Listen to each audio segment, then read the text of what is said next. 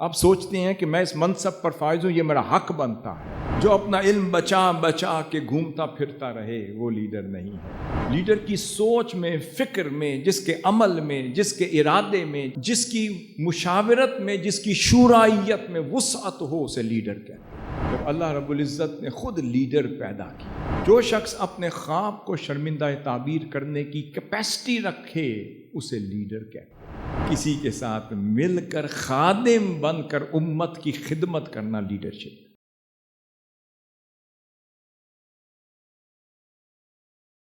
نحمدہ ونصلی ونسلم علی رسولہ النبی الکریم الامین الرؤوف الرحیم، اما بعد فاعوذ باللہ من الشیطان الرجیم، بسم اللہ الرحمن الرحیم۔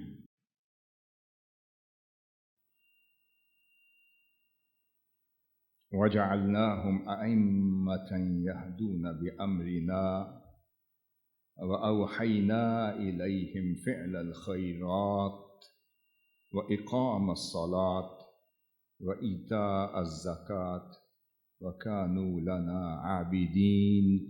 صدق اللہ مولانا العظیم۔ یہ ٹاپک صرف آج کی اس نشست کے لیے منتخب نہیں کیا گیا، بلکہ یہ ایک تسلسل ہے اس لیکچر سیریز کا جو لیڈرشپ ڈیولپمنٹ اور لیڈرشپ اور management in the light of Quran and حدیث، قیادت سازی کے اس کانسیپٹ کو قرآن مجید کی روشنی میں اور احادیث مبارکہ کی روشنی میں اسے عملی زندگی میں مختلف تطبیقات اور عملی مثالوں کے ساتھ سمجھنے کے لیے، اس سبجیکٹ کو کنگھالنے کے لیے ایک سلسلہ لیکچر سیریز کا شروع ہوا۔ چونکہ یہ ایک ایسا ٹاپک ہے، اوصاف قیادت، اس کا تعلق ہم سمجھتے ہیں کہ نہ تو صرف ان شخصیات تک محدود ہو جاتا ہے جو کسی منصب قیادت پر عمومی مفہوم میں قائد کی حیثیت سے تشریف فرما ہیں اور ذمہ داری سر انجام دے رہے ہیں۔ اگر اس کو من حیث المجموع اور جنرک ٹرم میں اور جنرلی امپلیمنٹ کیا جائے اور سمجھا جائے، ہر ذمہ دار شخص وہ کسی بھی حیثیت میں اپنا کام سر انجام دے رہا ہو، وہ اپنے ریلیٹڈ طبقے کے لیے لیڈر ہے۔ آپ طلباء ہیں، مگر ہر طالب علم وہ فیوچر کا لیڈر ہے۔ آپ اسکالرز ہیں تو ہر اسکالر اپنی ذات میں فیوچر کا لیڈر ہے۔ آپ معلم ہیں، متعلم ہیں، آپ فیوچر میں لیڈر ہیں۔ خواہ آپ کسی تعلیمی ادارے میں ذمہ دار ہیں تب بھی لیڈر ہیں، یا عوامی سطح پر ذمہ داری دی جاتی ہے تب بھی لیڈر ہیں۔ ہر شخص فیوچر میں کسی بھی منصب پر جو فائز ہو وہ اپنی حیثیت میں لیڈر ہے۔ اس لیے اس سبجیکٹ کو سمجھنا، اسے اپنی سوچ فکر کے دائرے میں جاگزی کرنا اور قلوب و اذہان پر اسے منعکس ہوتے ہوئے دیکھنا ہر شخص کی ذمہ داری ہے۔ ہم اللہ رب العزت کا شکر ادا کرتے ہیں کہ اس کے فضل سے اور آقا علیہ الصلوۃ والسلام کے نالین پاک کے تصدق سے اور حضور سیدی شیخ الاسلام مدظر العالی کی توجہات کے طفیل اس سبجیکٹ پر ایک طالبانہ کاوش کی توفیق ملی۔ ہم یہ سمجھتے ہیں کہ ہمیں اس سبجیکٹ پر بھی اپنی توجہ اپنا دھیان اور اپنا میلان مبذول کرنے کی ضرورت ہے، اور جو شخصیتی اوصاف ہیں ان کو اجاگر کرنا، ان میں خوبصورتی پیدا کرنا، ان اوصاف اور کمالات میں حسن پیدا کرنا ہر ذمہ دار شخص کی ذمہ داری میں شامل ہے۔ اپنی ذاتی اوصاف کو امپروو کرنا، اپنی کیپیبلٹیز کو امپروو کرنا، اپنی صلاحیتوں کو اجاگر کرتے جانا، اور قرآن کی روشنی میں لیڈرشپ کے کانسیپٹ کو سمجھنا اور اسے اپنے روز مرہ زندگی میں ہر قدم پر امپلیمنٹ کرنا ہر داعی کی ذمہ داری۔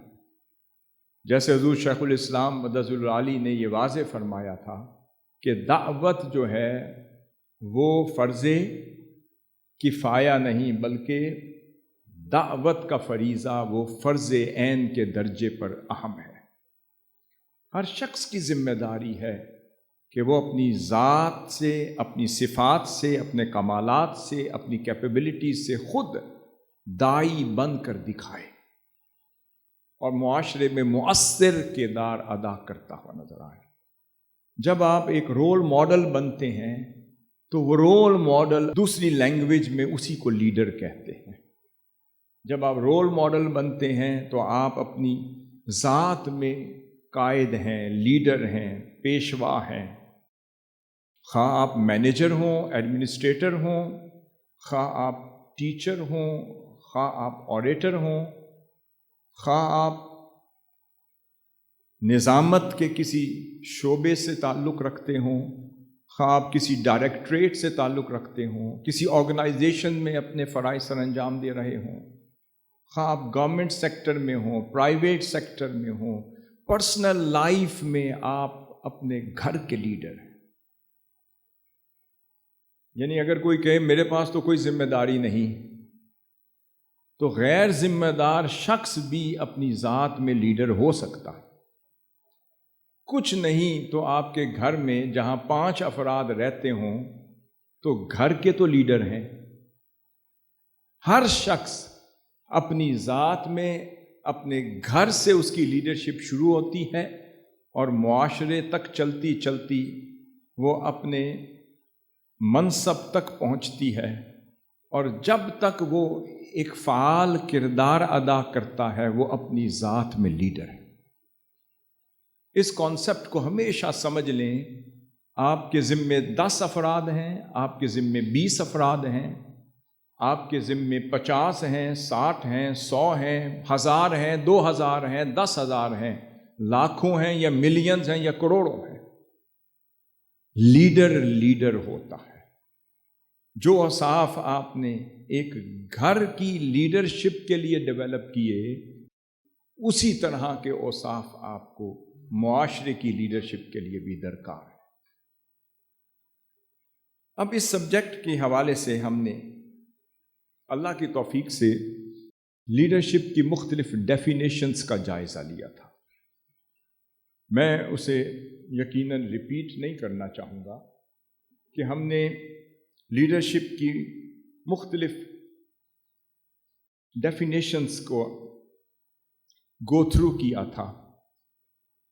قرآنک لیڈرشپ کو سمجھنے سے پہلے ہم نے ماڈرن لینگویج میں ماڈرن لیڈرشپ، جو لیڈرشپ کے گروز ہیں، جو پروفیسرز ہیں، جو اسپیشلسٹ ہیں، جو انہوں نے لیڈرشپ کی دنیا میں ڈیفائن کیا کہ لیڈر کسے کہتے ہیں، ہم نے اس کا بھی جائزہ لیا۔ اس کے بعد آج ہم اسے مزید اگلے سٹیپ پر لے جانا چاہیں گے۔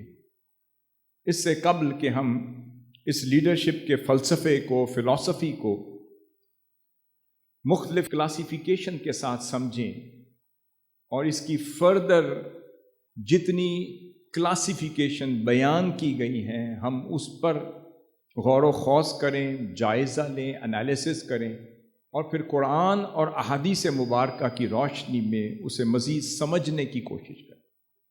اس سے قبل کہ میں اس سبجیکٹ کی طرف آؤں، میں چاہوں گا کہ میں ایک تائرانہ جائزہ لیتے ہوئے صرف میں آپ کے سامنے سمرائزڈ فارم میں لیڈرشپ کی ایک ڈیفینیشنز پیش کر دیتا ہوں اور کوئکلی ہم اس کو گو تھرو کرتے ہیں تاکہ پچھلی ایپیسوڈز یا پچھلی نشستوں کو آج کی نشست کے ساتھ جوڑ کے ہم آگے چل سکیں۔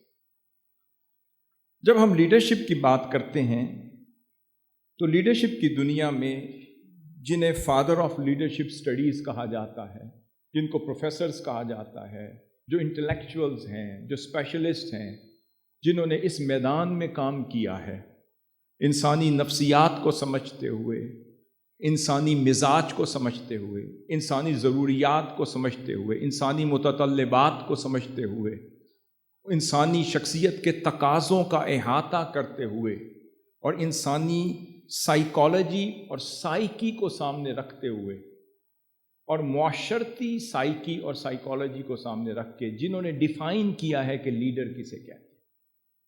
میں نے اس آیت کریمہ میں جو آیت تلاوت کی تھی، ان آیات پر ہم انشاءاللہ اپنے وقت میں ان کا جائزہ بھی لیں گے اور اپلائی بھی کریں گے۔ صرف اس میں اتنا سا حصہ لے لیں، اعوذ باللہ من الشیطان الرجیم، جب اللہ رب العزت نے فرمایا وَجَعَلْنَاهُمْ أَئِمَّةً، جب فرمایا ہم نے انہیں انسانیت کا پیشوا بنایا، یہ ائمتاً سے مراد لیڈرز ہے۔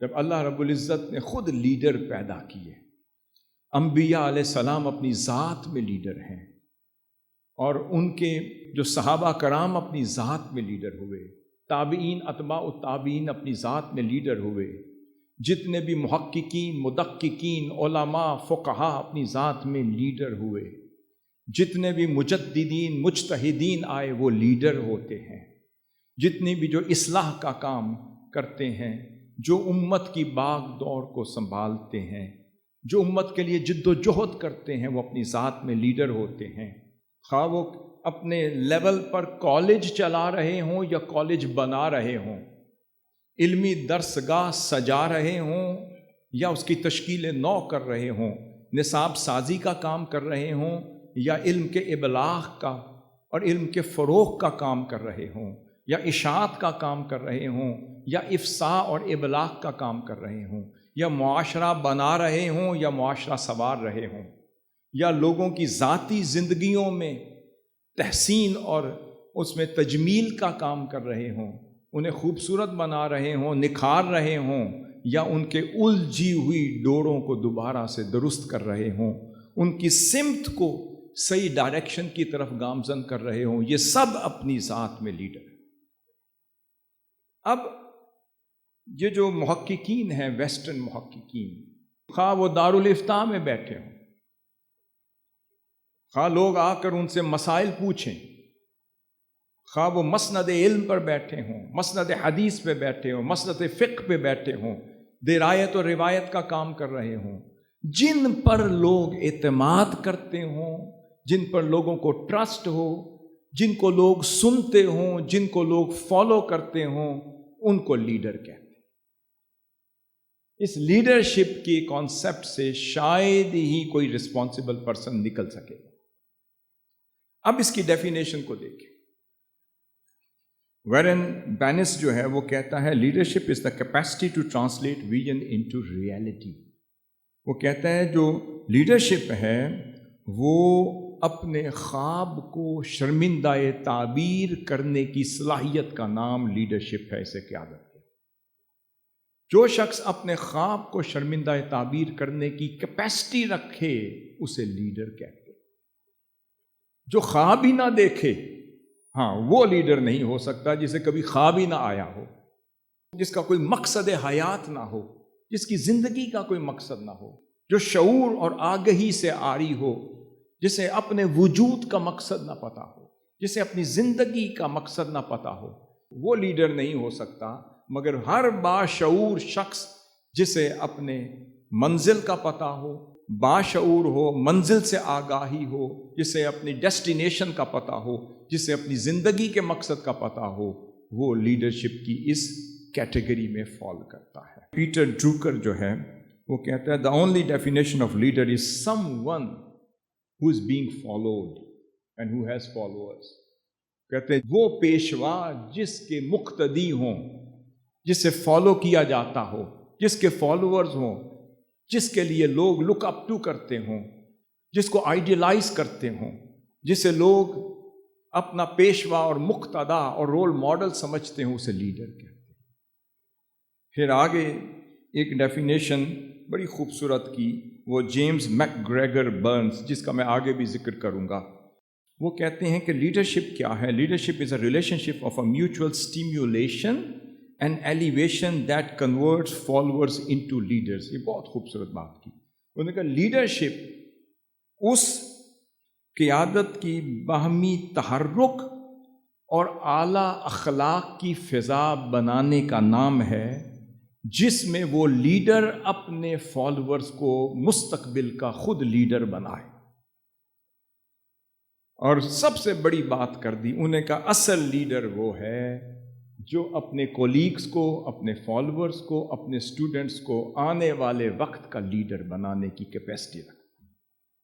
جو دوسروں میں لیڈرشپ کی صلاحیت منتقل نہ کر سکے وہ لیڈر نہیں، جو دوسروں کو قائد نہ بنا سکے وہ لیڈر نہیں، جو کسی کو معلم نہ بنا سکے وہ عالم لیڈر نہیں، جو کسی کو اپنی جگہ پر نہ دیکھے وہ لیڈر نہیں، اور جو صرف اپنے دل کے دروازے بند کر کے بیٹھ جائے اور گھبراتا رہے تو وہ لیڈر نہیں ہے۔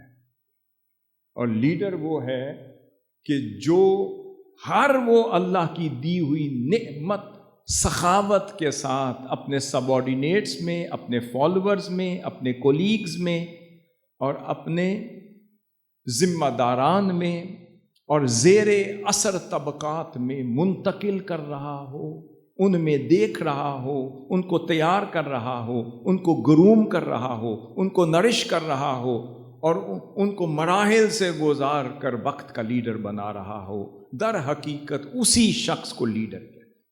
جو کاپی رائٹ لے کر بیٹھا ہو اور کہے نہیں جی یہ میرا کاپی رائٹ ہے، یہ نقطہ مجھے آیا تھا، جی تہجد کے وقت کی یہ پیداوار ہے، میں سو رہا تھا، یہ نقطہ میرا ہے، یہ میں نے ہی بیان کرنا ہے، جو میرے اور تیرے میں رہے وہ لیڈر نہیں ہو سکتا۔ جو اپنا سب کچھ اٹھا کر اگلی کی جھولی میں ڈال دے وہ لیڈر ہے۔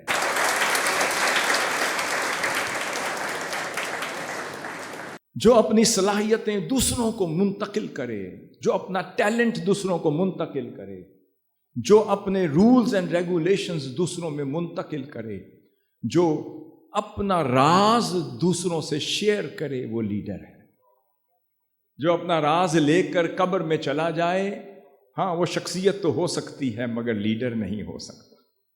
لیڈر سخی ہوتا ہے، لیڈر لچپال ہوتا ہے، لیڈر صاحب فتوت ہوتا ہے، لیڈر صاحب اخوت ہوتا ہے، لیڈر اثار اور قربانی کا پیکر ہوتا ہے، لیڈر کا دل جو ہے وہ وسیع ہوتا ہے، لیڈر توسع کا مالک ہوتا ہے، لیڈر کشادگی کا مالک ہوتا ہے، لیڈر کی سوچ میں، فکر میں، جس کے عمل میں، جس کے ارادے میں، جس کے تفکر میں، جس کے تدبر میں اور جس کی مشاورت میں، جس کی شورائیت میں وسعت ہو اسے لیڈر کہتے ہیں۔ جو گھٹن کا شکار ہو وہ لیڈر نہیں ہو سکتا۔ جو اپنا علم بچا بچا کے گھومتا پھرتا رہے وہ لیڈر نہیں ہے۔ لیڈر وہ ہے جو امام شافعی رحمۃ اللہ علیہ فرماتے تھے، میرا دل کرتا ہے کہ تم میرا علم مجھ سے لو اور پھیلاتے چلے جاؤ مگر کسی کو نہ بتاؤ کہ یہ میرا علم ہے۔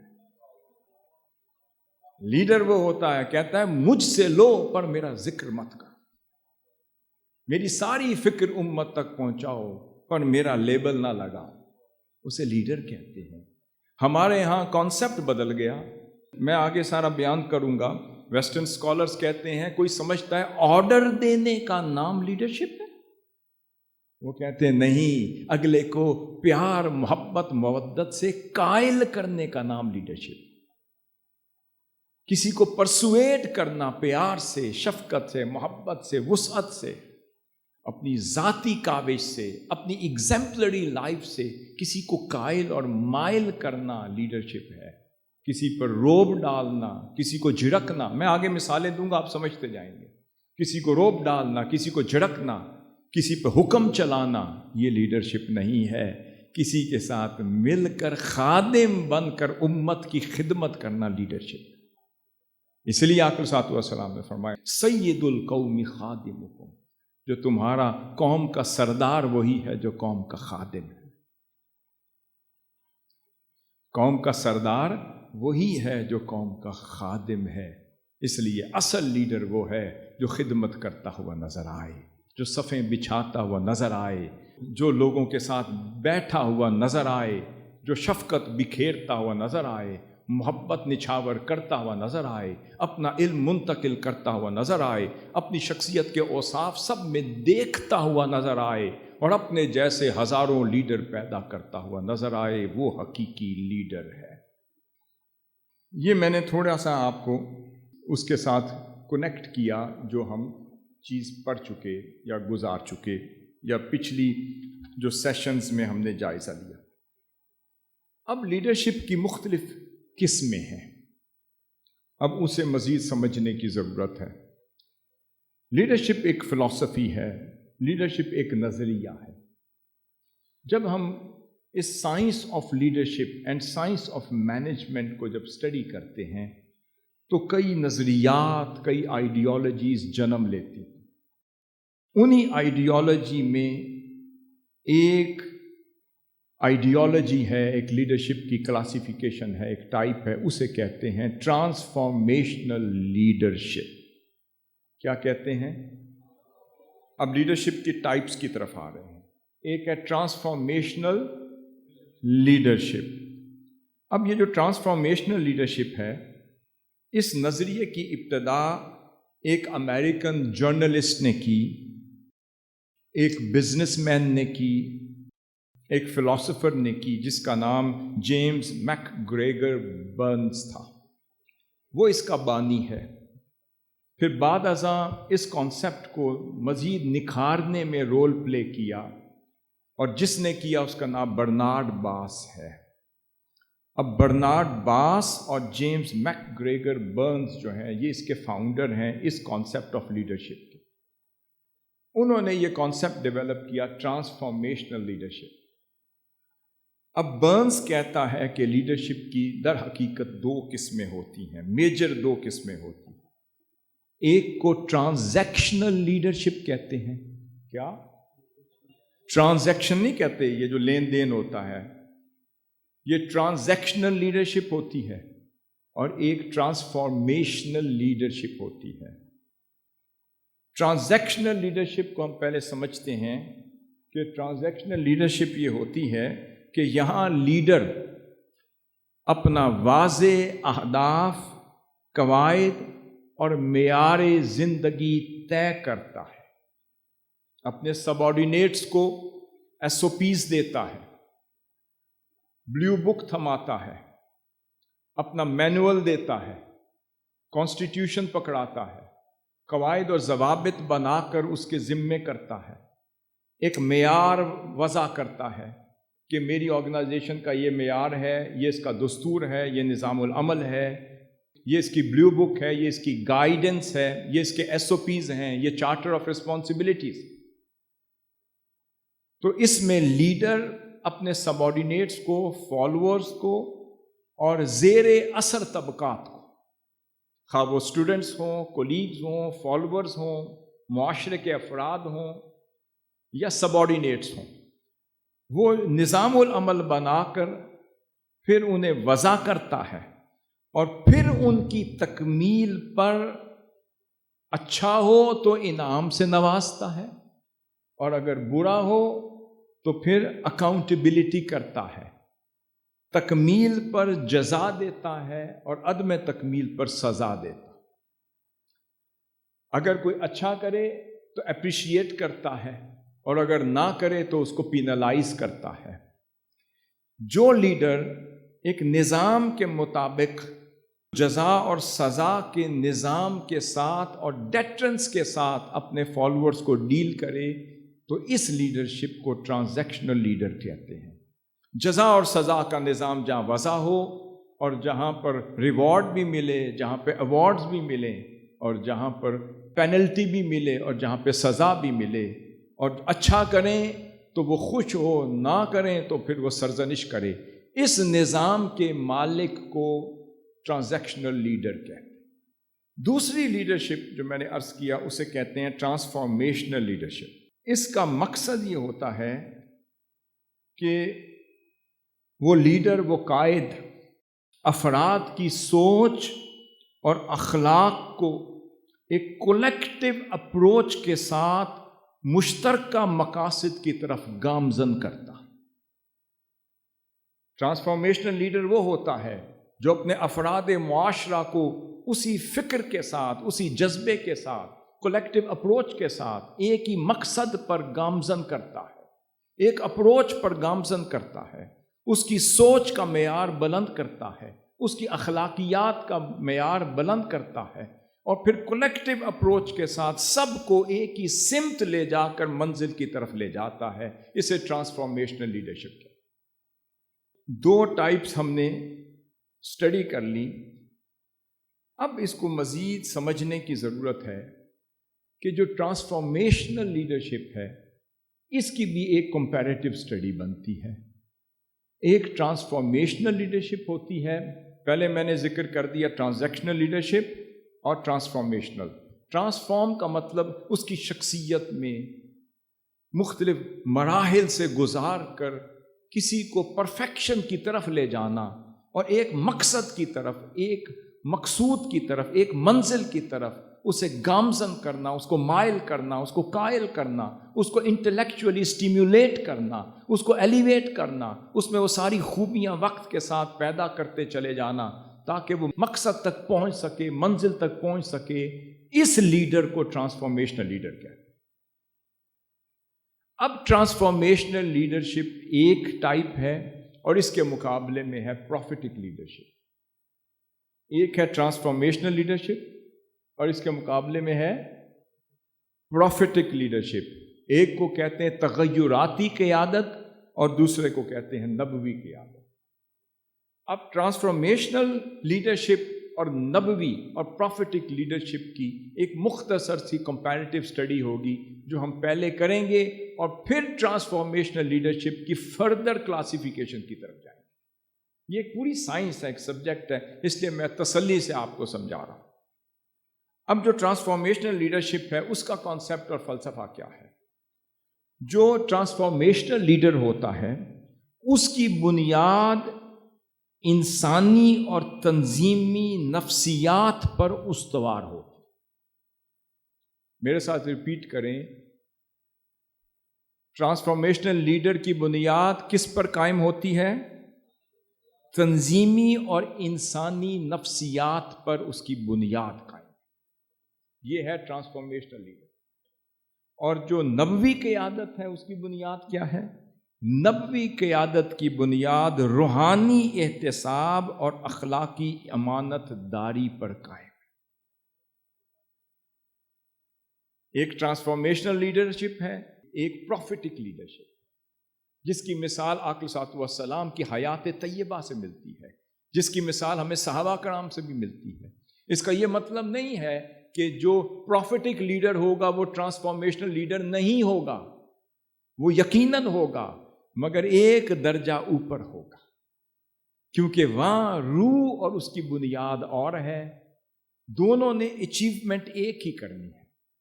ٹرانسفارمیشنل لیڈر بھی کامیاب ہوتا ہے، وہ بھی منزل مقصود تک پہنچتا ہے، وہ بھی آرگنائزیشنل بیہیویئر کو امپروو کرتا ہے، وہ بھی آرگنائزیشنل اپروچ کو امپروو کرتا ہے، وہ بھی اپنے ماتحت سب آرڈینیٹ سے کام لیتا ہے، وہ بھی اس دنیا میں اچیو کرتا ہے، وہ بھی اپنے ڈیسٹینیشن تک پہنچتا ہے۔ اور نبوی قیادت پر چلنے والا اور اس کے محاسن اور خوبیوں سے مزین شخص بھی منزل تک پہنچتا ہے۔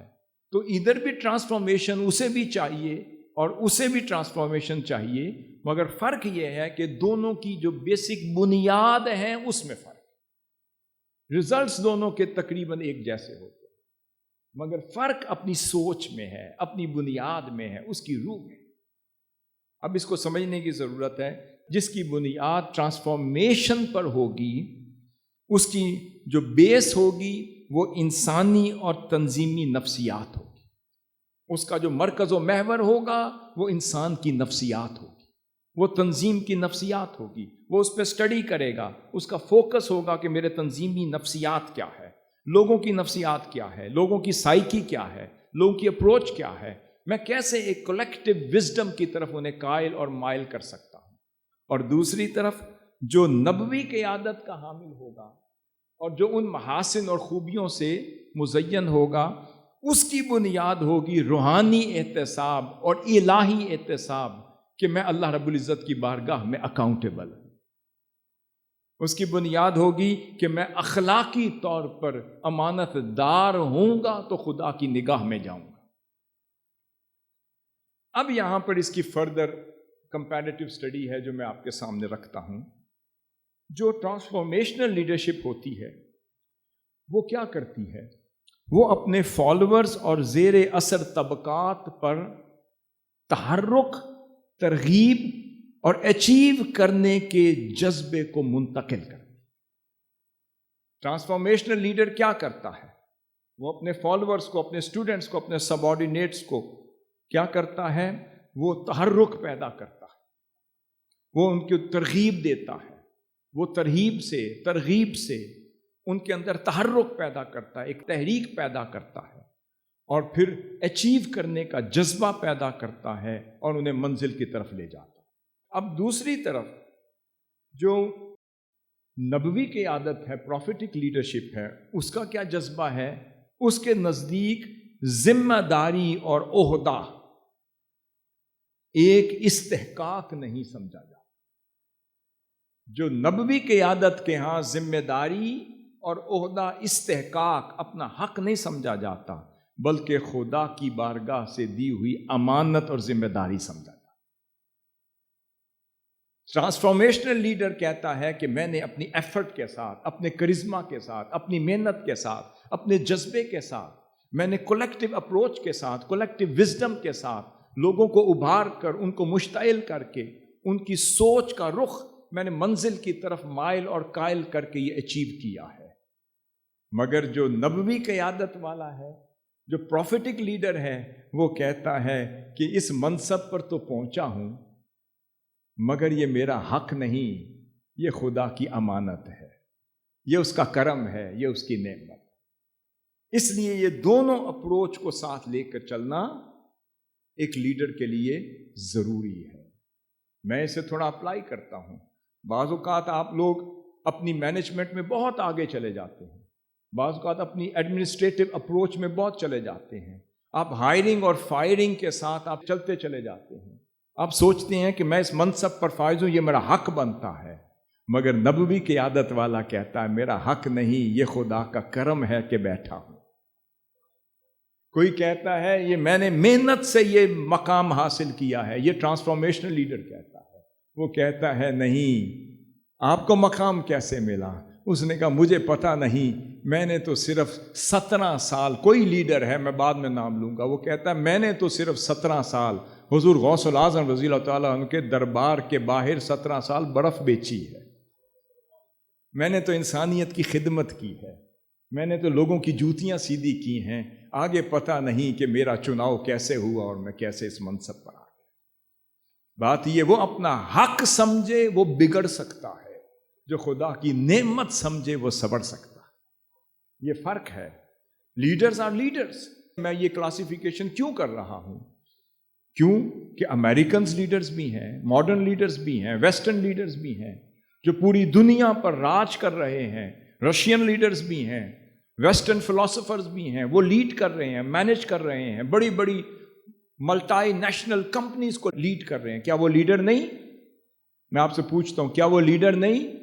جو گوگل کے مالک بھی ہو سکتے ہیں، فیس بک کے مالک ہیں، جو دنیا کے امیر ترین لوگ ہیں، تو کیا وہ لیڈر نہیں ہیں؟ تو کیا وہ نبوی کی عادت پہ چل رہے ہیں یا پھر ویسٹرن ٹرانسفارمیشنل لیڈرشپ کے مالک؟ کیا وہ اچیو نہیں کر رہے؟ وہ کر رہے ہیں، مگر وہ صرف ایک سمت چل رہے ہیں۔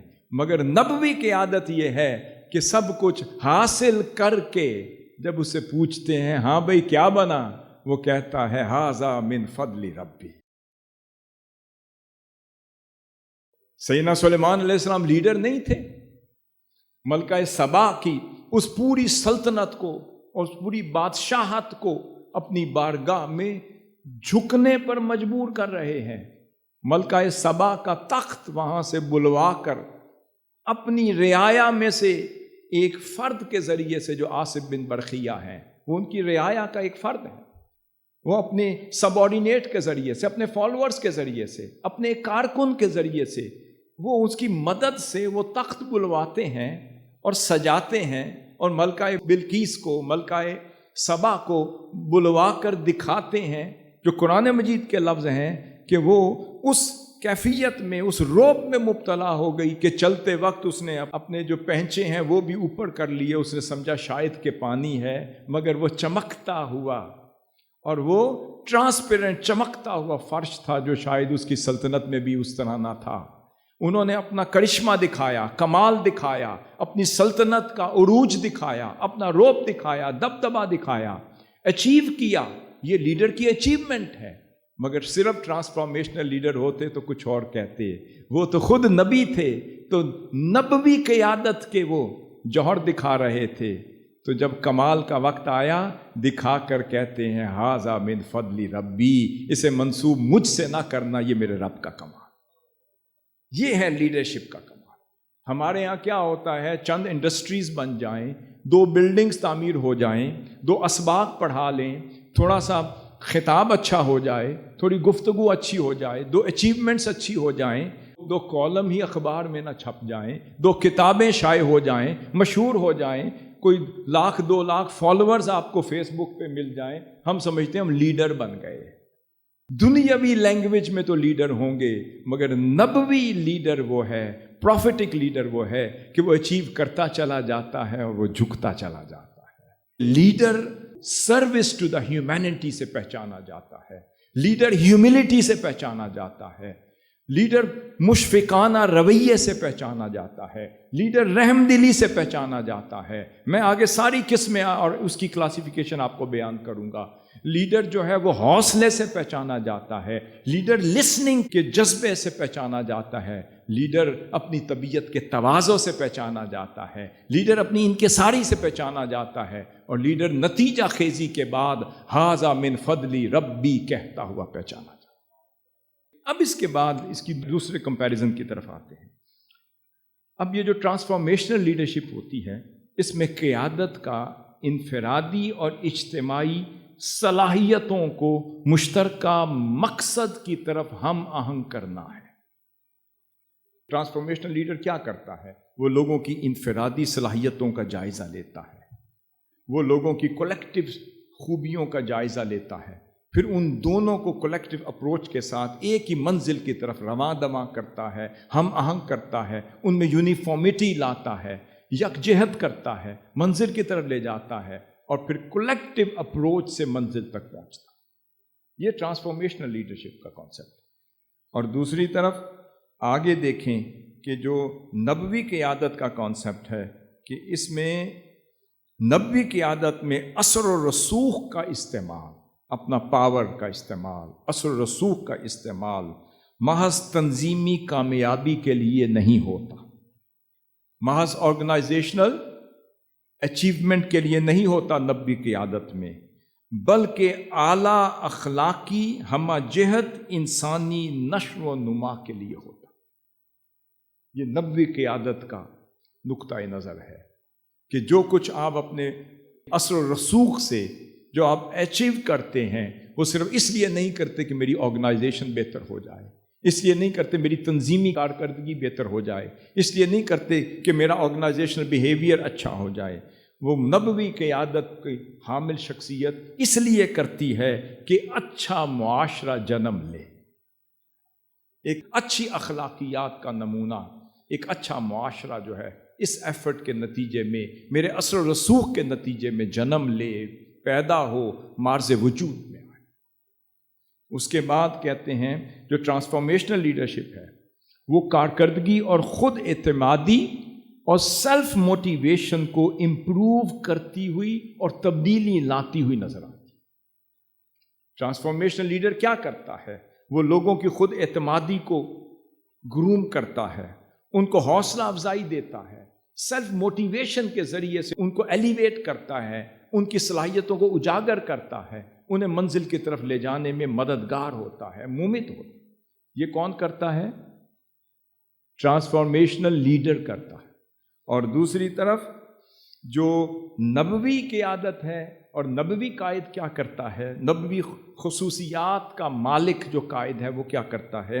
وہ قیادت جو ہے اس کے ہاں کردار، معاشرہ اور تہذیب کی وہ کایا بدل دیتا ہے۔ نبوی قیادت اپنے کردار سے، اپنے اخلاق سے، اپنے آداب سے، اپنے تواضع سے، اپنی شخصیت سے، اس کی اثر انگیزی سے کیا کرتا ہے؟ معاشرے کے کردار، اس کی تہذیب اور اس کے اطوار کی کایا بدل دیتا۔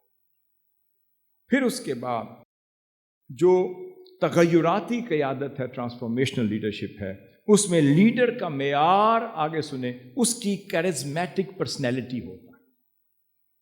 جب آپ ماڈرن لیڈرشپ کی دنیا میں دیکھتے ہیں، ہم کہتے ہیں leader has to be very کیرزمیٹک۔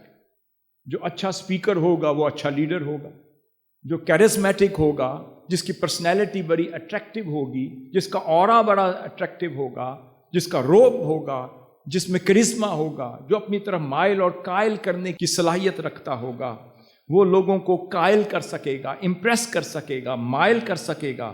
اس کی صلاحیت کا پایا جانا ٹرانسفارمیشنل لیڈر کے لیے ضروری۔ اب دوسری طرف جو پروفیٹک لیڈر ہے وہ کون ہوتا ہے؟ وہ پروفیٹک لیڈرشپ میں اختیار کا جو منبع ہے، اختیار کا منبع وہ اخلاقی ثقافت، کریڈیبلٹی اور الہی احتساب کا تصور اور قول و فعل کے تضاد سے پاک ہونا ہے۔ پروفیٹک لیڈر کون ہے؟ جو قول و فعل کے تضاد سے پاک ہو، جو کریڈیبل ہو، جو امین ہو، جو امانت دار ہو، اور جو اخلاق اور ثقافت کا پیکر، جس کی طبیعت میں اخلاق جھلکے، جس کے الفاظ میں ثقافت ہو، جس کی زندگی میں کریڈیبلٹی ہو، اور جس کی پنکچویلٹی اور کریڈیبلٹی سے معاشرہ اثر انگیز ہو، اس کی مؤثریت اس کے کردار اور اس کی کریڈیبلٹی میں چلے، اسے پروفیٹک لیڈر کہتے ہیں۔ اب اس کے بعد آگے چلیں تو یہ جو دونوں لیڈرشپ ہیں، اس کے نتیجے میں ٹرانسفارمیشنل لیڈرشپ اور پروفیٹک لیڈرشپ کے نتیجے میں آگے جانا چاہ رہا ہوں، دو اور لیڈرشپ کی ٹائپس جنم لیتی۔ کتنی لیتی ہیں؟ دو اور لیڈرشپ کی ٹائپس جنم لیتی ہیں۔ ایک کو سرونٹ لیڈر کہتے ہیں اور ایک کو شیپرڈ لیڈر کہتے ہیں۔ کیا کہتے ہیں؟ ایک کو سرونٹ لیڈر کہتے ہیں اور ایک کو شیپرڈ لیڈر کہتے ہیں۔ اب ہم آگے ان دونوں کلاسیفیکیشن کو الگ الگ سمجھیں گے۔ سب سے پہلے ہمیں سمجھنے کی ضرورت ہے کہ سرونٹ لیڈر کون ہوتا ہے۔ کیا؟ سرونٹ لیڈر کون ہوتا ہے؟ اس کو کہتے ہیں خادم قیادت، اور شیپرڈ لیڈر کو کہتے ہیں رعیانہ قیادت۔ شیپرڈ لیڈر جو ہے، یہ شیپرڈ چرواہے سے نکلا ہے۔ جیسے چرواہا اپنی بکریوں کو مینیج کرتا ہے، ایسے شیپرڈ لیڈر اپنی مخلوق کو، اپنی رعایا کو، اپنے فالورز کو، اپنے سبارڈینیٹس کو اور اپنے کولیگز کو مینیج کرتا ہے۔ جس طرح چرواہا ان کے لیے فکر مند رہتا ہے، ان کے دل دھڑکتا ہے تو اس کا دل دھڑکتا ہے، وہ فکر مند ہوتے ہیں تو یہ فکر مند ہوتا ہے، وہ بھوکے ہیں تو یہ بھی بھوکا رہتا ہے، وہ اگر درد میں ہیں تو یہ بھی درد میں رہتا ہے، وہ سکھ میں ہیں تو یہ بھی سکھ میں رہتا ہے، وہ خوش ہیں تو یہ خوش ہیں، وہ درد مند ہیں تو یہ درد مند ہیں، وہ دکھی ہو تو یہ بھی دکھی رہتا ہے۔ اگر یہ جذبہ کسی کی لیڈرشپ میں مل جائے تو اسے سرونٹ لیڈر کہتے ہیں۔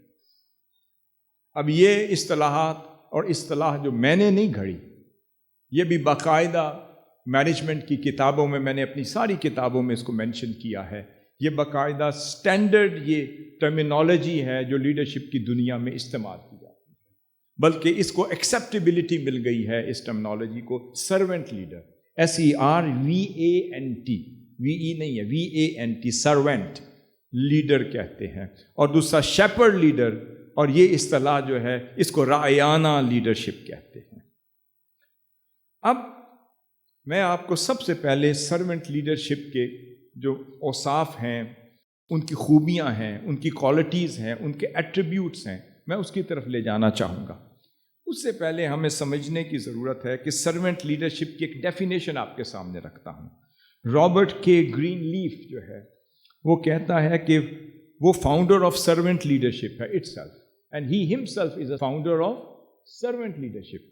وہ کیا کہتا ہے؟ وہ کہتا ہے servant leader is a person who first desires to serve and from that natural desire emerges the desire to lead۔ وہ کہتا ہے جو سرونٹ لیڈر ہوتا ہے وہ سب سے پہلے خدمت کرتا ہے، پھر لیڈر بنتا ہے۔ پہلے خدمت کا جذبہ اپنے اندر پیدا کرتا ہے، جب وہ سچا سچا خادم بن جائے تو وہی لیڈر بنتا ہے، اسے سرونٹ لیڈر کہتے ہیں۔ جو پہلے دن سے لیڈر بننے کے لیے آئے وہ سرونٹ لیڈر نہیں ہو سکتا۔ جو سب سے پہلے قیادت کرنے کے لیے آئے وہ لیڈر نہیں ہو سکتا۔ وہ سب سے پہلے کسی کرسی پر براجمان ہونے کے لیے آئے وہ لیڈر نہیں ہو سکتا۔ وہ کسی کو آرڈر اور حکم دینے کے لیے آئے وہ لیڈر نہیں ہو سکتا۔ مٹی کے ساتھ جو مٹی ہو جائے وہ لیڈر ہے، فقراء کے ساتھ جو فقیر بن جائے وہ لیڈر ہے، مساکین کے ساتھ جو مسکین بن جائے وہ لیڈر ہے۔ اگر غزوہ خندق کے دوران خندق کھودی جا رہی ہو، صحابہ کرام بھوک سے پریشان ہوں، جب اپنے محبوب کے پاس آئیں اور اپنی پریشانی کا اظہار کریں اور اپنے پیٹ پر باندھے ہوئے ایک پتھر کا اظہار کریں اور دکھائیں، تو لیڈر وہ ہوتا ہے جو اپنی قمیص اٹھا کر 2 پتھر دکھا دے اور کہے کہ ایک تمہارے لیے لگایا ہے اور اپنے لیے لگا کے رکھا۔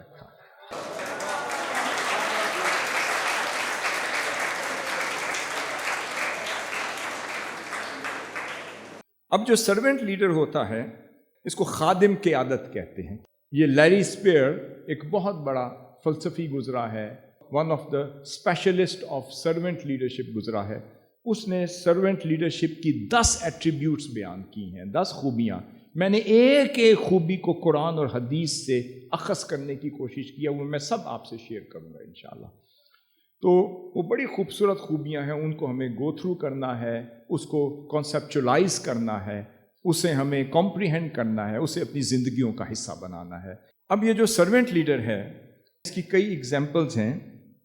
سرونٹ لیڈرشپ وہ ماڈل ہے جس میں خدمت کو اقدار پر فوقیت حاصل ہے۔ سرونٹ لیڈر اسے کہتے ہیں جو خدمت کو اقتدار پر فوقیت دے، ترجیح دے، اور سرونٹ لیڈرشپ اسے کہتے ہیں جس کی بنیاد عاجزی پر ہو، جس کی بنیاد رحمت پر ہو، جس کی بنیاد عدل پر ہو، اور جس کی بنیاد اخلاقی پاکیزگی پر۔ اسے سرونٹ لیڈر کہتے ہیں۔ اس لیے آقا صلی اللہ علیہ وسلم نے فرمایا سید القومی خادمکم، کہ جو قوم کا سردار ہے وہی ہے جو تمہارا خادم ہے۔ اسے سرونٹ لیڈر کہتے ہیں۔ اب لیری اسپیئر جو ہے وہ سرونٹ لیڈرشپ کے 10 کریکٹرسٹکس بیان کرتا ہے۔ کتنے؟ 10 خوبیاں بیان کرتا ہے۔ وہ کہتے ہیں یہ 10 خوبیاں جس میں ہوں گی وہ سرونٹ لیڈر ہے، اور اگر وہ 10 خوبیاں اس میں نہ ہوں تو سمجھ لیں وہ سرونٹ لیڈر کے قابل نہیں ہے۔ میں نے تو اپنی کتاب میں یہ ساری خوبیاں میں نے انبیاء علیہ السلام کی حیات طیبہ سے بھی اخذ کی ہیں، صحابہ کرام سے بھی اخذ کی ہیں، قرآن مجید کے مختلف واقعات سے بھی اخذ کی ہیں، اور پھر حضور سیدی شیخ الاسلام کی زندگی سے بھی اخذ کی ہیں۔ اور پھر ہمیں اپنے رول ماڈل جو ہمارے سامنے ہیں، میں سمجھتا ہوں ان سے بڑا سرونٹ لیڈر ہی کوئی نہیں، اور ان سے بڑا شیپرڈ لیڈر ہی کوئی نہیں۔ لیڈرشپ جو حضور شیخ الاسلام نے ہمیں دیا ہے، میں پھر اس پر بھی اس کو منتج کروں گا انشاءاللہ۔ اب جو لیری اسپیئر کہتا ہے they are 10 characteristics of servant leadership, وہ کہتا ہے سرونٹ لیڈر وہ ہوتا ہے جس کے اندر پہلی خوبی یہ ہو کہ اس کے اندر پہلی لسننگ کی خوبی ہو، وہ حسن استماع کا مالک ہو۔ کیا؟ حسن استماع، جو سننے کا ملکہ رکھتا ہو، جو سننے کا حوصلہ رکھتا ہو، جو سننے کی کیپیسٹی رکھتا ہو، جو مجلس میں گھنٹوں بیٹھ کر دوسروں کو سننے کی اہلیت رکھتا ہو، تو وہ سرونٹ لیڈر کے دروازے سے داخل ہو سکتا ہے۔ پھر دوسرا ایمپتھی ہے، اس کو شفقت، محبت اور رحم دلی کہتے ہیں۔ تیسرا ہیلنگ کہتے ہیں۔ چوتھی اویئرنیس ہے۔ پانچویں پرسویشن ہے، کسی کو قائل اور مائل کرنے کی جس میں صلاحیت ہو، جس میں اتنا ٹیلنٹ ہو کہ وہ انسانیت کو قائل کر سکے، جس کے پاس علم بھی ہو، علم کا ذخیرہ بھی ہو، صلاحیت بھی ہو، لاجک بھی ہو، منطق بھی ہو، جس میں سائنٹیفک اپروچ بھی ہو، وہ لوگوں کے جذبات کو سمجھ بھی سکے، ان کو سائیکولوجیکلی بھی سمجھے، سائیکیکلی بھی سمجھ سکے، اور ان کی سائیکی کو سمجھتے ہوئے کلم الناس علی قدر عقولہم پہ عمل پیرا ہو، تو وہ سرونٹ لیڈر ہو سکتا۔ سمجھ گئے؟ پھر اس کے بعد اگلی خوبی کنسیپچولائزیشن ہے، اس کی جو کانسیپٹس ہیں وہ کلیئر ہوں، اس کا شعور بیدار ہو، اس کی تھاٹس کلیئر ہوں، اس کو مقصد کی آگہی حاصل ہو، اس کا شعور بیدار ہو۔ پھر اس کے بعد فور سائٹ ہے، یعنی صاحب بصیرت بھی ہو۔ پھر اس کے بعد سٹیورڈشپ ہے، پھر وہ نگہبان بھی ہو، سرپرست بھی ہو، باخبر بھی ہو، اس صاحب استحضار بھی ہو، مستعد بھی ہو، اور چاق و چوبند بھی ہو۔ کبھی بھی بے خبر شخص سرونٹ لیڈر نہیں ہو سکتا۔ اللہ رب العزت فرماتا ہے جب میری خبر چاہیے، اعوذ باللہ من الشیطان الرجیم، الرحمن فاسأل بہ خبیرا، جب رحمان کی خبر چاہیے تو بے خبر کے پاس نہ جاؤ، خبر والے کے پاس جاؤ، اور جب لیڈرشپ سمجھنی ہو تو بے خبر کے پاس کیوں جاؤ؟ تو اللہ کی خبر پوچھنی ہو، اللہ کے محبوب کی خبر پوچھنی ہو، اسلام کی جزئیات سمجھنی ہو، اسلام کی کلیت کو سمجھنا ہو، جزئیت کو سمجھنا ہو، اس کے فروع کو سمجھنا ہو، اس کے معاملات کو سمجھنا ہو، اس کی practical implementation of your life سمجھنی ہو، تو پھر بے خبر کو لیڈر کیوں بنائے؟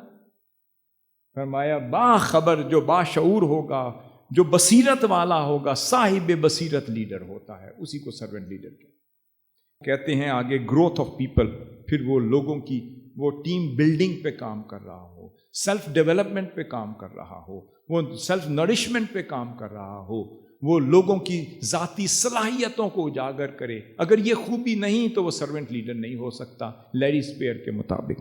پھر وہ کہتا ہے بلڈنگ کمیونٹی، جو پوری کمیونٹی کو دوبارہ سے از سر نو تشکیل دے رہا ہو، ان میں روح پھونک رہا ہو، ان کا احیاء کر رہا ہو، ان میں تجدید کر رہا ہو، ان میں تقویت دے رہا ہو، اور پوری قوم کو دوبارہ سے از سر نو کھڑا کر رہا ہو، وہی تو لیڈر، اسی کو سرونٹ لیڈر کہتے ہیں۔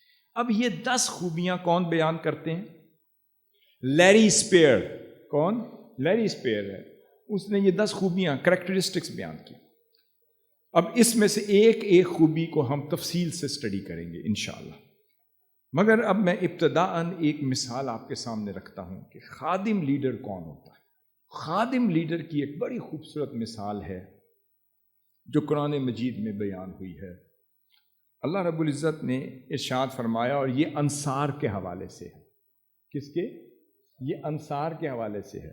اللہ رب العزت نے کیا فرمایا؟ اعوذ باللہ من الشیطان الرجیم، والذین تبوؤا الدار والایمان من قبلہم یحبون من ہاجر الیہم ولا یجدون فی صدورہم حاجۃ مما اوتوا ویؤثرون علی انفسہم ولو کان بہم خصاصہ۔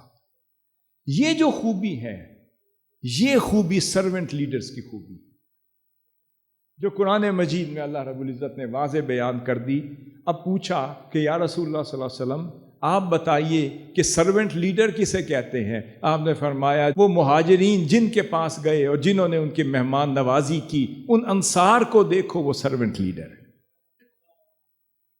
پھر ان کی خوبی، ان کی خصلت، ان کی ادا، ان کی قربانی، ان کا ایثار، ان کا خدمت کرنا، ان کا ایثار اور قربانی کا جذبہ رکھنا اللہ رب العزت کو اتنا پسند آ گیا کہ اللہ رب العزت نے ان کی خصلتوں کو چن کر قرآن مجید کا حصہ بنا۔ فرمایا وہ کیا کرتے ہیں؟ والذین تبوؤا الدار والایمان، یہ وہ انصار ہیں جنہوں نے مہاجرین کے آنے سے پہلے شہر مدینہ کو اور ایمان کو اپنا گھر بنا لیا. انہوں نے ایمان سے دوستی کر لی تھی، جنہوں نے شہر مدینہ سے دوستی کر لی تھی، اپنا مسکن، اپنا ماوا، اپنا مرکز بنا لیا تھا. یہ کیا کرتے تھے؟ یحبون من ہاجر الیہم، اور جو لوگ ان کے پاس ہجرت کر کے آئے، یعنی مہاجرین جب ان کے پاس آئے، بڑی محبت سے، بڑی کشادگی سے، بڑی فیاضی سے، بڑی سخاوت سے اپنے سینے سے لگاتے چلے گئے. کیا کیا؟ وَلَا يَجِدُونَ فِي صُدُورِهِمْ حَاجَةً مِّمَّا أُوتُوا وَيُؤْثِرُونَ عَلَىٰ أَنفُسِهِمْ. اور پھر جو کچھ بھی ان کی ضرورت تھی، آقا صلی اللہ علیہ وسلم نے ایک اخوت کے ذریعے سے انہیں بھائی بھائی بنایا، جس کے پاس جو تھا وہ دیتا چلا گیا. انصار آئے، تجارت تھی، تجارت میں شریک بنا لیا. ان کے پاس کاروبار تھا، اس میں شریک بنا دیا. گھر بار تھا، شریک بنا دیا. جو بھی ان کے پاس گھر تھے، گھر میں شریک. کاروبار تھا، کاروبار میں شریک. فصلیں تھی، فصل میں شریک. ان کے بعد جو بھی اسباب تھا اس میں، جو پس انداز کیا ہوا تھا اس میں شریک. پھر فرمایا وہ دے کر بھی دل میں تنگی محسوس نہیں کرتے تھے. فرماتے دے کر بھی دل اتنا فراخ ہوتا تھا جتنا دینے سے پہلے ہوتا تھا. اس کا مطلب سرونٹ لیڈر وہ ہوتا ہے جو اپنا سب کچھ دوسروں کے لیے نچھاور کر دے.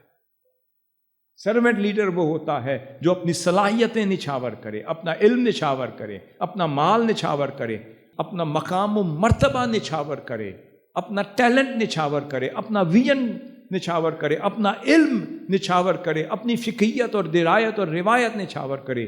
جو کچھ اللہ نے اسے دیا ہے وہ دوسروں کو دیتا چلا جائے، وہ سرونٹ لیڈر. اور پھر فرمایا وَيُؤْثِرُونَ عَلَىٰ أَنفُسِهِمْ وَلَوْ كَانَ بِهِمْ خَصَاصَةٌ. فرمایا وہ اپنے سینوں میں اس مال کی نسبت کوئی طلب یا تنگی نہیں پاتے تھے جو وہ مہاجرین کو دیتے تھے.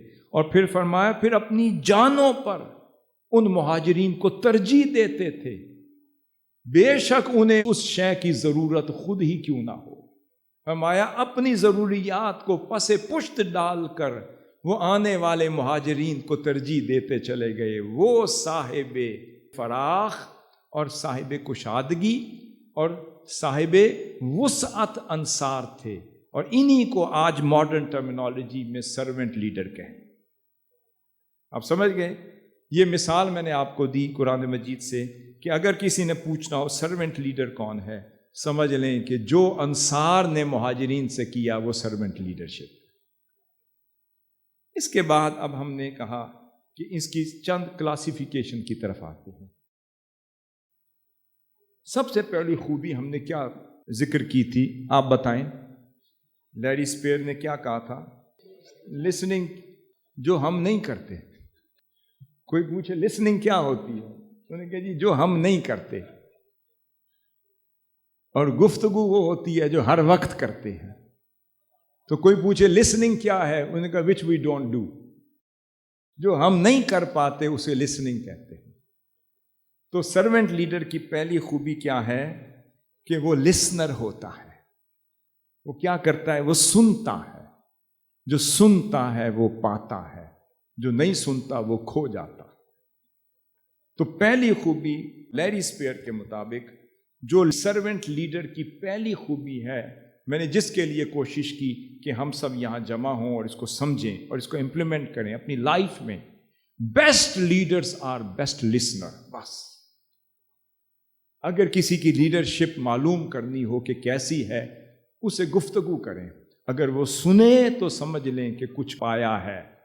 اگر وہ سننے کے لیے تیار نہ ہو، اس نے کہا یہ کھو آیا ہے. جو سنتا نہیں وہ سمجھتا نہیں، جو سمجھتا نہیں وہ پہنچتا نہیں، جو پہنچتا نہیں وہ کھو جاتا. سب سے پہلی خوبی یہ ہے، لیری اسپیئر کہتا ہے کہ سرونٹ لیڈرشپ کی اولین بنیاد اور اولین صفت یہ ہے کہ وہ سماعت سے اور حسن استماع سے مزین ہوتا ہے. لسننگ کیا ہے کہ مؤثر قائد وہ ہوتا ہے، مؤثر لیڈر وہ ہوتا ہے جو حکم نہیں دیتا، جو حکم نہیں دیتا، جو پہلے سنتا ہے، سمجھتا ہے، سچویشن کو انڈرسٹینڈ کرتا ہے، کمپریہینڈ کرتا ہے، حقیقت تک پہنچتا ہے۔ مؤثر قائد وہ ہوتا ہے جو حکم نہیں دیتا بلکہ اپنے کولیگز کو، فالوورز کو، سب آرڈینیٹس کو سنتا ہے۔ ملکہ سبا کے پاس جب سلیمان علیہ السلام کا جب وہ خط اور ان کا پیغام جب وہ ہدہد کے ذریعے سے پہنچایا گیا تو قرآن مجید کے لفظ کیا ہیں کہ اس نے کہا کہ مجھے وہ پیغام مجھ تک پہنچایا گیا ہے، اور جو جس کی طرف سے پہنچایا گیا ہے وہ بھی ایک بادشاہ ہے، وہ بھی ایک حاکم ہے۔ اس نے کہا کہ میری سلطنت والوں، اپنے مشیروں کو کہا، اپنے وزیروں کو کہا، اس نے کہا میں آپ کو شریک کر رہی ہوں، مجھے اپنا مشورہ دو، مجھے فتویٰ دو، مجھے اپنی گزارشات سے مجھے امپاور کرو، میری رائے عامہ کا حصہ بنو، مجھے مشورہ دو، مجھے رائے دو، مجھے سجیشن دو، مجھے بتاؤ کہ مجھے اس لیٹر کے بعد اس کو کس طرح مجھے رسپونڈ کرنا چاہیے۔ اس کا مطلب اس کی سلطنت کا ذکر مفسرین کرتے ہیں کہ لاکھوں لوگ اس کی سلطنت کو سنبھالے ہوئے تھے، ہزاروں لوگ اس کی خدمت پر مامور تھے، اس کے دائیں بائیں ایک لوگوں کا ایک سمندر ہوتا تھا، صائب الرائے لوگوں کا ایک سمندر اس کی خدمت پر مامور تھا۔ اتنے اس کے جاہ و منصب کے باوجود وہ اپنے صائب الرائے مجلس شورا کو بلا کر وہ کہتی ہے کہ میرے پاس ایک بڑے کریم شخص کی طرف سے ایک پیغام آیا ہے، مجھے مشورہ دو کہ مجھے کیا کرنا چاہیے۔ اس کا مطلب جو لیڈر ہوتا ہے وہ سب سے پہلے مشاورت کرتا ہے، پھر وہ سنتا ہے۔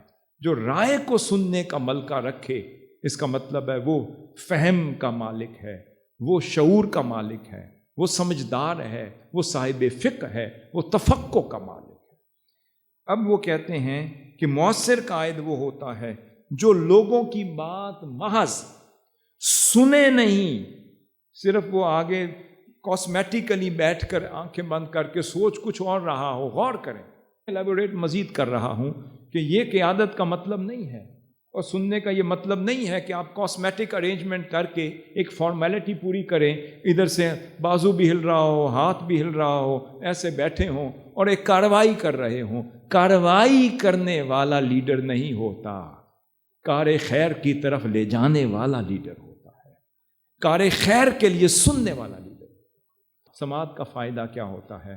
پھر ایسی سماعت جو اعتماد پیدا کرے، پھر اس میں جسچر بھی دینا پڑتا ہے، پھر ایسا سامع ہوں کہ آپ جسچر دیں کہ I am listening you, I am paying attention towards you.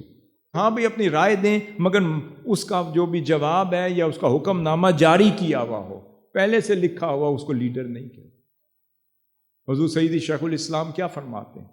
وہ فرماتے ہیں بیٹے میں جب بھی مجلس میں بیٹھتا ہوں، مشاورت کے لیے آتا ہوں، اجلاس میں بیٹھتا ہوں، میں بے شک اس مسئلے پر میرا ذہن کلیئر ہو، میری سوچ کلیئر ہو، میرا ڈیسیژن ہو، مگر اس وقت جب میں مشاورت کے لیے آتا ہوں میں اپنے دل اور دماغ کی سلیٹ خالی کر دیتا ہوں، میں بالکل اوپن مائنڈڈ ہو کر بیٹھتا ہوں، پھر پہلے شخص کو سوال دیتا ہوں اور سنتا چلا جاتا ہوں، آخری شخص تک پہنچنے سے پہلے ہو سکتا ہے، اور کئی دفعہ ایسے ہوتا ہے جو میرے اپنے سوال ہیں ان کا جواب آلریڈی دے دیا جاتا ہے، اور آخری شخص تک پہنچنے سے پہلے وہ مسئلہ اسی طرح اسی سمت نیچرلی آ چکا ہوتا ہے جو میں سوچ رہا ہوں۔ امپوز کرنے کی ضرورت نہیں پڑتی۔ جو شخص سننے سے پہلے امپوز کرے وہ لیڈر نہیں ہے، جو خاموشی سے سنے، سب کی رائے لے، سب کی حوصلہ افزائی کرے، سب کو اچھا جیسچر دے، سب کو کانفیڈنس دے، سب کو خود اعتمادی پیدا کرے کہ میں آپ کی بات سن رہا ہوں، اس کو اچھے کومنٹ سے نوازے۔ یہ کیا بات کر دی حافظ صاحب، یہ کیا بات کر دی علامہ صاحب، یہ کیا بات کر دی، اس پہ اگر تان اور تشنیع کے تیر برسانے ہیں تو پھر اس کو استماع نہیں کہتے۔ آقا صلی اللہ علیہ وسلم نے فرمایا کان نبی صلی اللہ علیہ وسلم، پوچھا گیا کہ آقا صلی اللہ علیہ وسلم کا حسن استماع کیسا تھا۔ اب آقا صلی اللہ علیہ وسلم سے بڑھ کر بھی کائنات میں کوئی لیڈر ہے؟ آقا صلی اللہ علیہ وسلم سے بڑھ کر بھی کوئی قائد انسانیت کو ملا ہے؟ آقا صلی اللہ علیہ وسلم سے بڑھ کر بھی انسانیت اور نورانیت کو کوئی لیڈر ملا؟ اب آقا صلی اللہ علیہ وسلم کا حسن استماع سنیں۔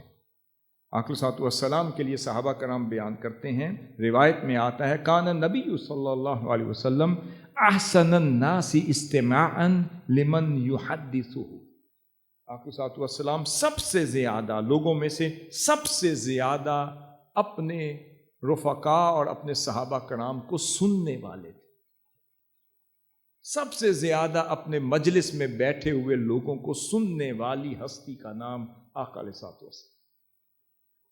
فَكَانَ يُقْبِلُ عَلَى مُحَدِّثِهِ بِوَجْهِهِ، فرمایا کہ آقا صلی اللہ علیہ وسلم آپ بات کرنے والے کی طرف پوری توجہ کے ساتھ متوجہ ہوتے تھے، آپ متوجہ ہو کر اسے سنتے تھے، یہ نہیں کہ وہ ادھر اپنا کام کر رہے ہیں اسے کہیں ہاں جی بات کرو، آپ ادھر کچھ فرما رہے ہیں ان کا بات کرو، اس سے بات کر رہے ہیں، نہیں، بالکل ہمتن گوش ہو کر سننا، یہ حسن استماع، یہ لیڈرشپ کی کوالٹیز میں ہے۔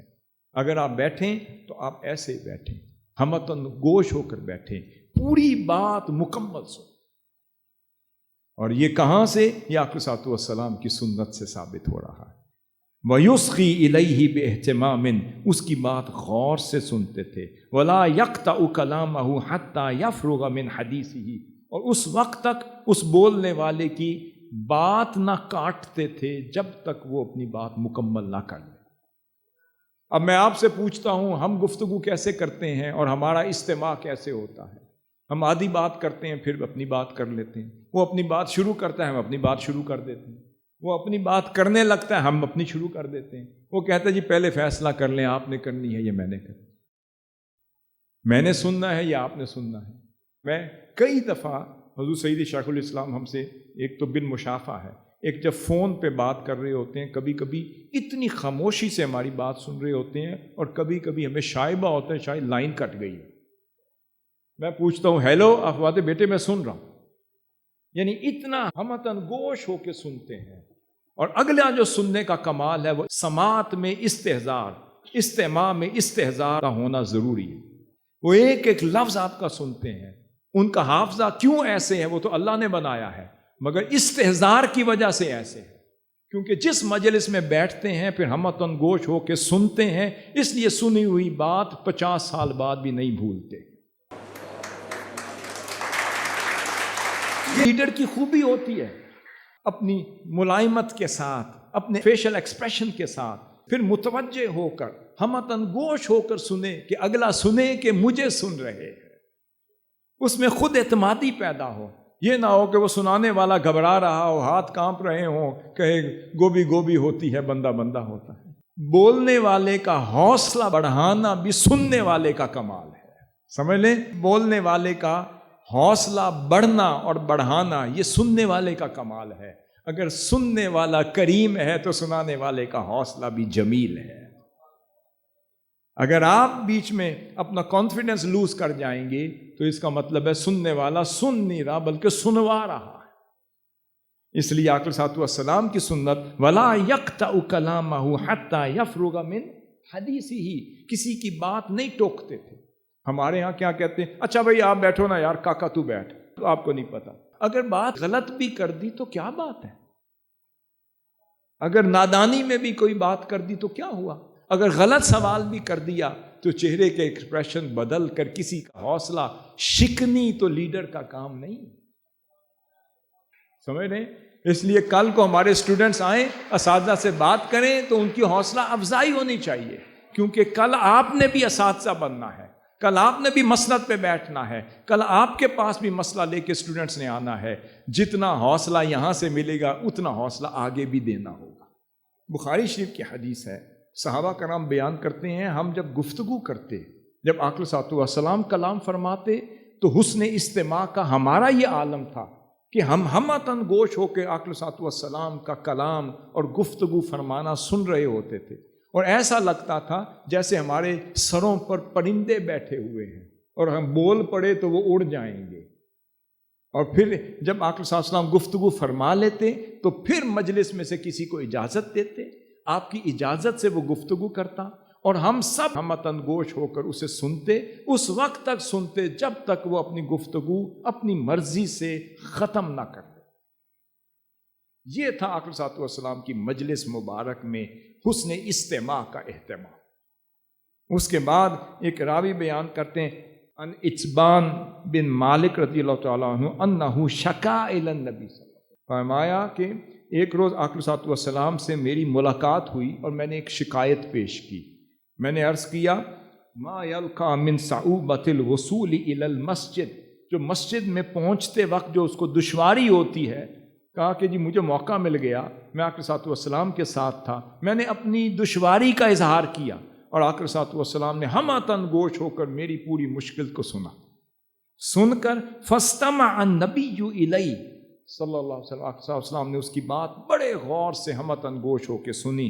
ثم اجاب طلبہ برفق ورحمت، پھر اس کی جو بھی طلب تھی، اس کی جو ضرورت تھی، وہ بڑے رفق کے ساتھ، پیار سے، شفقت سے، نرمی سے اس کو جواب دیا، اس کی مشکل دور فرمائی. اب یہ نہیں فرمایا ارے بھائی مسجد سے دور ہوتے ہو، ارے تمہاری نماز کیسے قبول ہوگی، اس طرح تو نہیں فرمایا. یہ تو کسی روایت میں نہیں آتا. اچھا پھر مسجد میں نہیں آتے تو پھر کل سے نہ آنا، نہیں، بڑے آرام سے اس کی مشکل سنی. یہ آقا صلی اللہ علیہ وسلم کا حسن استماع تھا. یہاں تک کہ امام احمد بن حنبل کی مسند میں آتا ہے، ایک شخص، وہ نوجوان ہے، مشہور واقعہ ہے، نام جاء شعب الی النبی صلی اللہ علیہ وسلم، آقا صلی اللہ علیہ وسلم کی بارگاہ میں وہ نوجوان آیا. وہ کیا کہتا ہے؟ قال یا رسول اللہ صلی اللہ علیہ وسلم اذن لی بالزنا، یا رسول اللہ مجھے حرام کے فعل کے لیے اجازت دے دیں. اب آقا صلی اللہ علیہ وسلم نے اس کی بات بھی غور سے سنی، فرمایا اس کو میرے قریب کرو. اس کو قریب کیا، اس کو اور قریب کر کے اپنے ساتھ بٹھا کر پھر فرمایا اب بتاؤ کیا بات. اس نے اپنی بات کی، یا رسول اللہ مجھے اس حرام کے عمل کی اجازت دے دے. فلم ینہرہ النبی صلی اللہ علیہ وسلم، کہ آقا صلی اللہ علیہ وسلم نے اس کو جھڑکا نہیں، منع نہیں کیا، اس کی تضحیق نہیں فرمائی، اس کو ریڈیکیول نہیں کیا، اس کا مذاق نہیں اڑایا. فلم ینہرہ النبی صلی اللہ علیہ وسلم بل استمع الیہ، بلکہ ہمتن گوش ہو کے اس کی پوری بات سنی. پھر وہ پورا قصہ ہے، پھر آپ نے بات سنی، پھر اس کو مختلف کویسچنز کے ساتھ اس کو جواب دیا، اس کی توجہ مائل کی. پھر اس نے کہا یا رسول اللہ میں گناہ سے نہیں رک سکتا، مجھے اس گناہ کی اجازت دے. خلاصہ یہ ہے، آپ نے فرمایا کیا تم اس طرح اپنی ماں کے ساتھ سوچتے ہو؟ اس نے کہا نعوذ باللہ، ایسا نہیں سوچتا. کیا بہن کے لیے، کیا بھابھی کے لیے، کیا بیٹی کے لیے، کیا فلاں کے لیے؟ تو پھر دوسری روایات میں پھر وہ بھی تو کسی کی ماں، بیٹی، بہن ہوگی. اس کو لاجک کے ساتھ سمجھایا.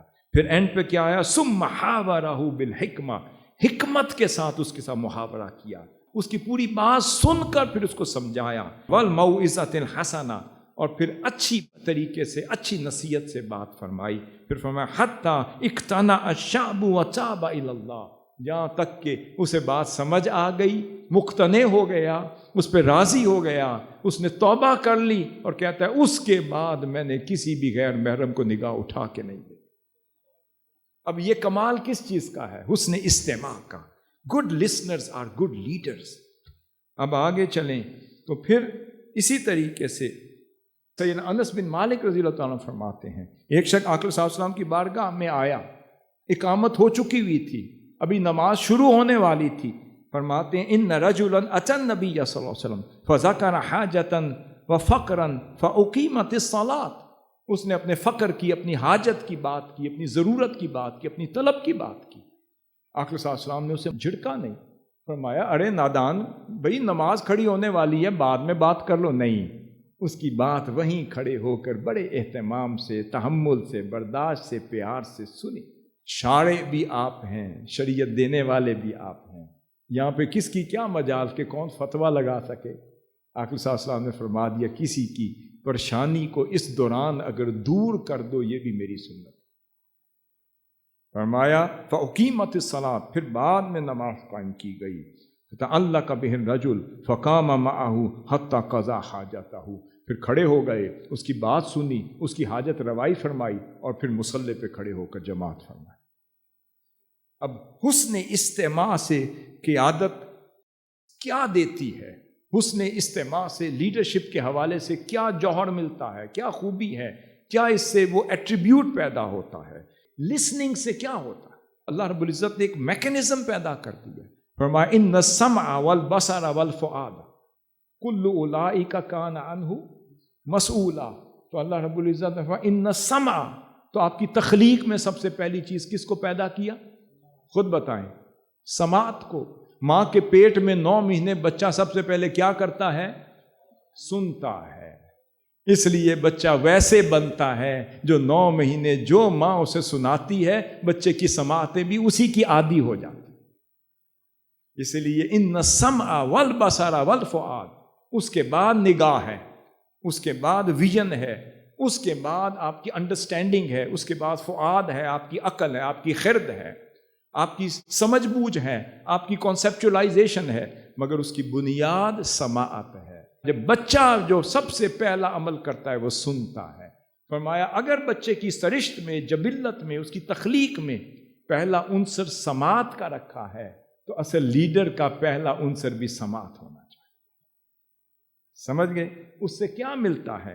اعتماد پیدا ہوتا ہے، پھر اختلافات کم ہوتے ہیں، پھر بہتر فیصلے ہوتے ہیں، اور لوگ اپنے آپ کو اہم سمجھنا شروع ہو جاتے ہیں، پھر ان کو خود اعتمادی میں اضافہ ہوتا ہے، اور پھر اپنی اونرشپ محسوس کرنے لگتے ہیں۔ وہ کہتے ہیں اس آرگنائزیشن میں اگر باس مجھے سنتا ہے، استاد مجھے سنتا ہے، اگر لیڈر مجھے سنتا ہے، اگر حاکم مجھے سنتا ہے، اس کا مطلب میری قدر کرتا ہے، مجھے سنتا ہے تو وہ اس کے لیے جان دے گا، وہ اس کے لیے کھڑا ہو جائے گا۔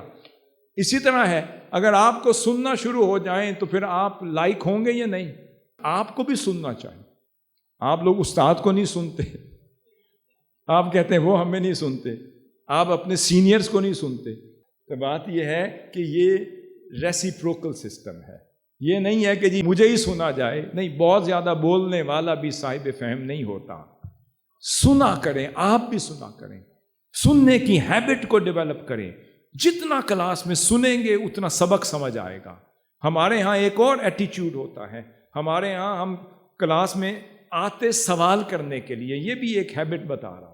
کچھ اسٹوڈنٹس ہوتے ہیں وہ کہتے ہیں جی میں نے آج یہ سوال کرنا ہے، اب ٹیچر اپنا لیکچر دے رہا ہے، اس لیکچر کے دوران وہ اس سوال کا جواب دے چکا ہوتا ہے، اور بچے کا کیونکہ استحضار نہیں ہے، اس کی توجہ اپنے سوال کی طرف ہے، وہ اپنا سوال سوچ رہا ہے، اور استاد وہ اس کا سوال کا جواب دے چکا ہے۔ وہ اینڈ پہ جب سوال کرتا ہے وہ کہتا ہے یہ تو میں نے جواب دے دیا، وہ امبیرس ہوتا ہے، مگر یہ نہیں سوچتا کہ سوال سائٹ پہ رکھیں، پہلے ہمتن گوش ہو کر ایک ایک لفظ اپنے اندر جماتے چلے جائیں، بٹھاتے چلے جائیں، کمپریہنڈ کریں۔ تو کئی دفعہ ایسے ہوتا ہے سننے سے ہمارے 10 سوالات کا جواب ویسے ہی مل جاتا ہے۔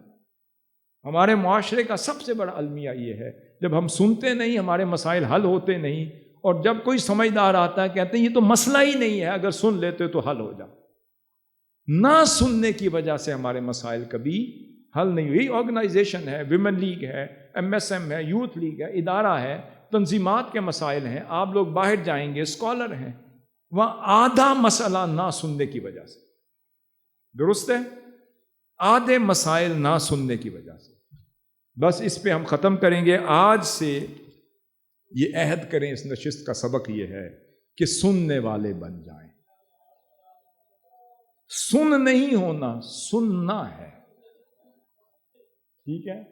سن نہیں ہونا، سننا ہے، ڈبل نون ڈال دے، سننا ہے، سن نہیں ہونا کہ اتنا سنیں کہ سن ہی ہو جائیں، نہیں، سنیں، اس کو سمجھیں، کمپریہنڈ کریں، اور بتائیں کہ مقصد کیا ہے۔ آج سے اپنے اندر حوصلہ پیدا کریں۔ جو لیڈر ہوتے ہیں وہ حوصلے والے ہوتے ہیں، وہ سننے کا حوصلہ رکھتے ہیں، وہ اتنی کیپیسٹی رکھتے ہیں کہ وہ سن سکتے ہیں۔ تو آج سے اس بات کو پہلا سبق یہ سیکھ لیں کہ آج سے ہم نے گڈ لسنر بننا ہے۔ کیا بننا ہے؟ گڈ لسنر بننا ہے۔ میں نے حقیقت یہ ہے، اور میں اللہ کو گواہ بنا کر بھی کہہ سکتا ہوں، میں نے اپنی زندگی میں حضور شیخ الاسلام سے بہتر لسنر کوئی نہیں دیکھا۔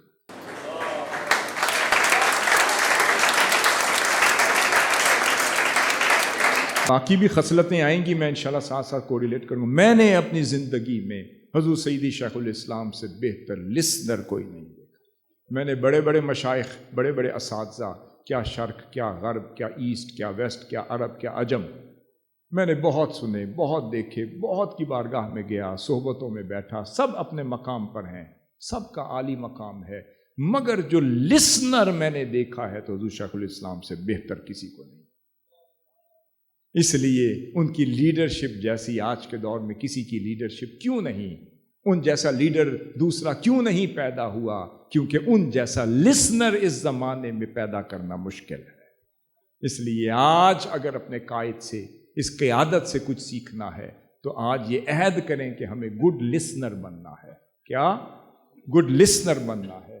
اگر مجلس میں صرف بیٹھ کر صرف سننا شروع کر دیں، آدھا علم آپ کا بہتر ہونا شروع ہو جائے گا، آدھے مسائل آپ کے ختم ہونا شروع ہو جائیں گے، آگے تفکرات کا ازالہ ہونا شروع ہوگا، اور آدھے مسائل آپ کے خود سے خود حل ہونا شروع ہو جائیں گے.